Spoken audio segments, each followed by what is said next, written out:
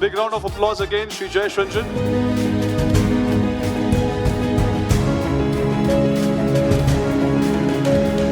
Telangana has got such a positive vibe, especially about IT.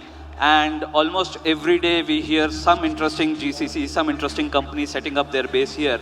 I would like you to start by painting the picture of what IT in Telangana is today in the national context and international context. Yeah, thank you. Greetings to everyone. The IT landscape in Telangana, particularly Hyderabad, is going stronger and stronger and stronger. About 3 decades ago, Hyderabad initially, at least for the first 15 years, was seen more as a services destination. IT services companies were here, but services company, as we know, they do only a middle level and a low level kind of work. So that was the reputation of Hyderabad. That was not a very sustainable kind of a scenario, because services will only take you this far and beyond that. But fortunately, in the last 10-15 years in particular, that impression has changed dramatically. Services still happens from Hyderabad, but the contribution of services to the total volume of software that is developed, total volume of software that is exported, that is going down, and now it is just about 30%. 70% of it is non-services, which is products, innovation, digital transformation, GCCs, and so on and so forth. And in the last, again, I would say 7-8 years or so, the bigger driver of the IT growth has been the GCCs. We have seen GCCs in different verticals choose Hyderabad over other comparable cities. The BFSI GCCs are the largest in number. There are close to 70 of them. Life sciences GCCs are also there, and GCCs in other verticals. And what we notice is that most of these companies today are choosing Hyderabad not to do some basic operations kind of work, but lots of solution development, product development. Even the big tech companies who are here, I mean, one of the important reasons why this reputation of Hyderabad has changed, I would also give lots of credit to the big tech companies. Companies like Microsoft, Amazon, Google, and Apple, all of them, Meta, who have chosen to set up their operations in Hyderabad. They have also chosen to bring cutting edge work to this city. So if you go to Amazon office, for example, today, so Alexa, we all use Alexa in some form or the other. You will find lots of Alexa related programming happening in Hyderabad. If you go to Google office today, lots of maps related work happens here, because Hyderabad has been a very important location for GIS right from the days of NRSA, Geographical Survey of India. If you go to, again, in Google office also, they also develop lots of products, lots of translation products happen there, and all of us today use Google Pay. I mean, many of us use this payment instrument called Google Pay. The entire Google Pay product development happened in Hyderabad. So Microsoft also, in olden days, when Windows used to be, different versions of Windows used to be important. Windows teams used to be located here. Now they have moved, the focus has gone to Azure. So lots of this cloud development, cloud analytics happens here. So nature has changed dramatically, and fortunately, as a government, we have realized that this is the trend, and therefore our skilling program, the curriculum in the colleges, the support which we provide to companies to participate in the innovation ecosystem, all that has kept pace. And that is one of the reasons. If you look at data of the last 3 years, every year, without an exception, this year, the year before, and the year before, Hyderabad has contributed to the largest number of technology jobs in the country. I mean, earlier, it was a no-brainer that the biggest number of tech growth, biggest number of tech jobs will come from Bangalore. I told you that in the last 3 years, Hyderabad has outpaced Bangalore. Last year's performance is far, far superior to Bangalore. In the previous 2 years, we were marginally superior, but this year almost we have contributed 40% of the total country's new jobs in the tech world, while Bangalore is just about 32% or 33%. So the march that we are seeing in Hyderabad, in my opinion, is unstoppable. And I'm very confident and optimistic about what Hyderabad has to offer. Thank you so much, sir. These are wonderful statistics. Can we have a huge round of applause? I think Hyderabad truly symbolizes growth, and the IT landscape truly symbolizes growth. So I have so many questions, but some of the points that you just mentioned help me in segueing into the another pertinent topic and very contemporary about AI. And obviously, it's like nine blind people looking at the elephant. Everyone has a certain view about AI. Some look at it as the best opportunity, some look at it as the biggest threat. How do you look at it, sir? And you have the advantage position of meeting the companies, the top honkos. How do you see AI, both in terms of it being a leverage for the growth of industry and also from a job point of view, because we also have a lot of academic leaders here, a lot of parents, and in a private capacity, each one of them may also be worried about what is going on with the job scenario and all that. So overall, how do you look at AI and its impact in the context of India? See, AI definitely is a very transformative tool. There is no doubt about it. Certain kinds of problems that confront mankind 20 years ago, 30 years ago, 50 years ago, everyone would believe that these problems will never be solved in our generation, in our lifetime. Maybe it will take many more generations for these problems to find some solution. But after the advent of AI, we don't see that way, think that way about any problem at all. Some of the most uncurable or incurable diseases of the world today are finding solutions through AI. Some of the things which one would have never imagined are possible are today happening through AI. So definitely the transformative power of AI is there, but there are certain other safeguards which also need to go hand in hand. AI also has lots of power of misuse, and it can also cause lots of harm potentially. We also know that there are still imperfections in certain algorithms. Certain algorithms still hallucinate, still have some biases, because of which they give one kind of suggestions and not another kind. So there are still perfection is yet to be achieved, but the transformative power of AI is quite visible, quite evident. In the areas of medical sciences, for example, it is being used quite extensively. It is definitely a very strong productivity tool. So whatever profession you are in, your productivity definitely can be enhanced if you understand AI, if you master AI. I'm very happy since all of you are, majority of you represent MSMEs.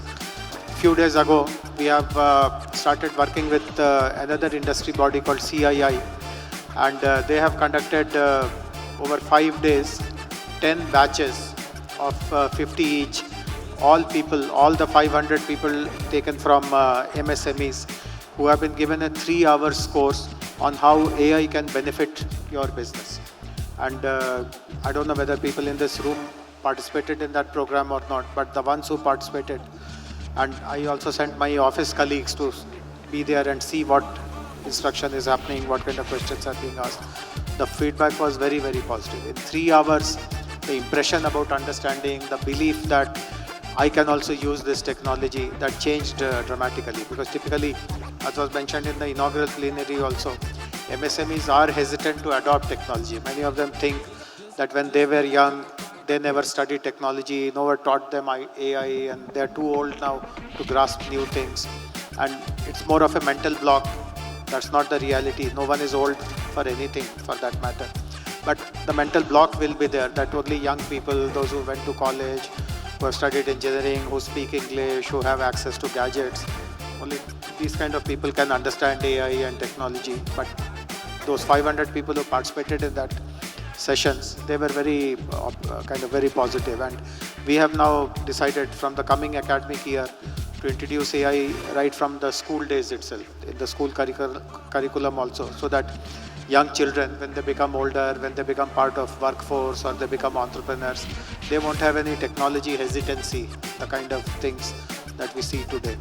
So, but the teaching, at least in the early years, is again happening in the same way. So what we are starting from grade 6, I guess, is that we are going to teach tools. So the way we have designed the curriculum is 21 tools, 21 AI tools in 21 days. That is the way the syllabus has been simplified and made more easy and attractive for the children. Very quick answer to the jobs scenario. So people have now good understanding of, see, AI is not, it's not that it came yesterday or day before yesterday. It is there for last, in a mature form, it is there for last 6-7 years now. And people have seen that the impact on jobs is minimal, Some traditional jobs will be replaced, but many more new jobs will come, and it only requires little bit of upskilling to move away from those traditional jobs which are getting lost to the new kind of jobs which are coming up. So it is not going to create havoc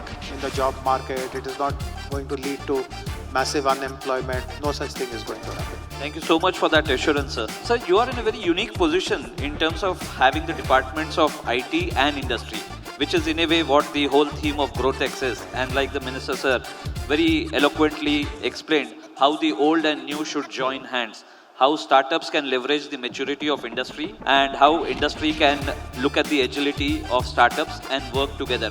What would be your advice, and can FTCCI partner with your department and work on a framework along with other industry bodies also if needed, so that we actually get the startups and core industry to work together? Because like you rightly said, the core industry has some hesitation about technology, and the startups are great in their innovation spirit but lack the muscle power in terms of market, capital and all that. So this combination could be great. And since Telangana has always been a pioneer in the forefront as a thought leader for many initiatives, like some of them you mentioned, can we also think of something which can be a model for the whole country where the traditional industry and startup can work together? I'm sure you must have already done a lot of initiatives and there must be some ongoing thing. Would you want to elaborate a little more on that? So definitely it's a great idea, and we always would be very supportive of this partnership on how traditional industries are made to interface with startups. So there are three requirements. One is that the traditional industry very precisely bring their problem statements. If you just vaguely say that I'm open to technology, if you don't disclose what exactly are the challenges you face, and technology can intervene in multiple ways. Of course, there is the manufacturing aspect of the traditional industry, which also can be modernized, or at least the wastage can be stopped. I know of a startup, actually there are many startups in that domain, but I know of one particular one which has created a solution particularly for MSMEs, because many MSMEs are not too familiar with sensors, IoTs, etc. So it has created a solution through which your energy consumption is monitored given the age of your machine. Many of the MSMEs don't modernize their machinery very frequently. Many of them may have machines which are 20 years old, 30 years old. Factoring the age of your machine, what is the ideal energy consumption that you should see, how much is your energy consumption happening, and it can tell machine by machine where you are losing energy. Where you are wasting energy rather. And it can tell that if you do these three things or four things, your energy utilization will be optimal, and it can show you in money terms how much money will you save. So obviously this is a no-brainer. Every MSME would like to install these kind of things, but many of them will not know who is the startup, what is the solution, how to approach them, and so on and so forth. So if FTCCI does this matchmaking, it will be something very useful. And we do have T-Hub, etc. These institutions like T-Hub, T-Works, if you throw open a challenge, they'll be willing to bring the best startups from anywhere in the country. See, T-Hub has run corporate programs, corporate innovation programs in the past, and the solutions are not confined only to startups from Hyderabad. They have the ability to bring the best solution from anywhere in the country, possibly anywhere in the world also. We can tailor-make the program to meet the specific requirements of MSMEs, because as I said, MSMEs run, I'm not saying that everyone does that. In this room, obviously do not, but I'm talking of the average MSME, that too from a micro sector. You will find typically his machinery is a couple of generations old. In fact, when we were writing the MSME policy, we had engaged a team which actually visited all our industrial parks to see what the MSMEs do, what problems they face, what are the challenges. And after they came back from their site visits, I remember in one of the meetings, team leader of that organization, she mentioned to me that when I visited a particular MSME industrial park where there were lots of MSMEs, I got an impression that I'm in the 19th century. Even if you are operating with 19th century machinery, technology can still help you. Even if you do not want to upgrade your machinery, you have some financial strength is not so much, we can still improve your efficiency, we can minimize your losses using technology. So on a lighter note, we have a tradition of jumping from 2G to 5G. So hopefully here also we'll jump from 19th to 21st century. But so there are a lot of questions, but I'm very sensitive about the time, and I would like to once again thank you for staying back and honoring this commitment. But before I leave you, there's a personal question which I'm sure everyone in this hall and everyone in this city has for you. How are you so accessible and how do you find time to answer everyone every time within a few seconds? What is that secret, sir? See, is there anyone in the audience who doesn't agree with me on this question? See, this is a... That is exceptional, No, no. sir. So- Unbelievable. So, there's no big secret. What is the AI behind that? There is no AI. This is a frequently asked question, and the answer to it is very straightforward. The answer to it is that very little work comes to me. So I have lots of time to respond to people, to meet people, to reply to their mails, to their messages. The actual work is handled by the team. I've reached a stage where very, very little work comes to me. And the work which comes to me also is only of a strategic nature. So I have all my time available to read every mail that I receive, to reply to all of them, to check my messages, to schedule meetings with people who want to meet, to come for these kind of events. So that is the reality. That's very nice of you, but I'll not politely not agree with you, because if you have less work, then all of us here are unemployed. So on this note, thank you so much. Thank you for indulging with us, sir. Thank you We wish very you good luck. We wish Telangana and Hyderabad good luck. And as FTCCI and ICT committee, we commit to work with you in whatever little way we can contribute. Thank you so very much. sir. Thanks for inviting me for this.